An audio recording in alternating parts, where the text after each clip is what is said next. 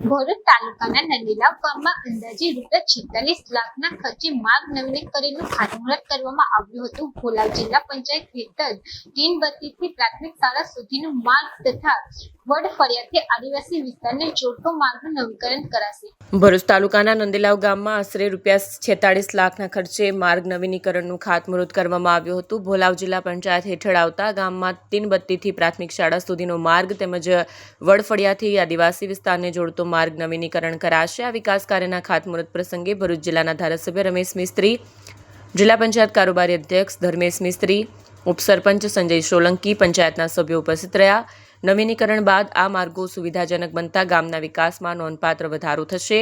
મહેમાનોએ વિકાસ કાર્યો પ્રત્યે સરકારની પ્રતિબદ્ધતા વ્યક્ત કરી અને ગામના સર્વાંગી વિકાસ માટે સતત પ્રયાસો કરવાનું આશ્વાસન આપ્યું. આ પ્રસંગે મોટી સંખ્યામાં ગ્રામજનો હાજર રહી કાર્યક્રમને સફળ બનાવ્યો.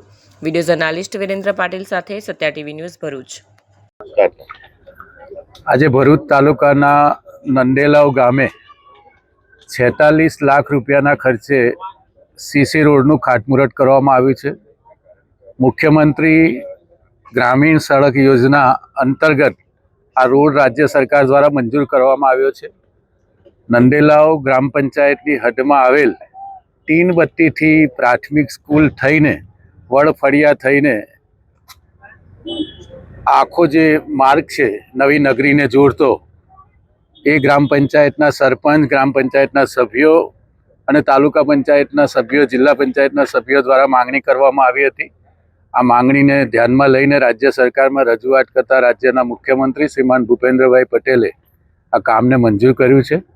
આજના ખાતમુહૂર્ત પ્રસંગે ગામના આગેવાનો, ગ્રામ પંચાયતના સરપંચ, ગ્રામ પંચાયતના સભ્યો અને સામાજિક આગેવાનો મોટી સંખ્યામાં અહીંયા ઉપસ્થિત થયા છે. આપણે બધા લોકો જોઈ રહ્યા છે કે આ રોડ બનવા માટે ગામના લોકોનો ઘણા લાંબા સમયથી આગ્રહ હતો. એમની જે ધીરજ છે એ આજે પૂરી થવા જઈ રહી છે. Thank you.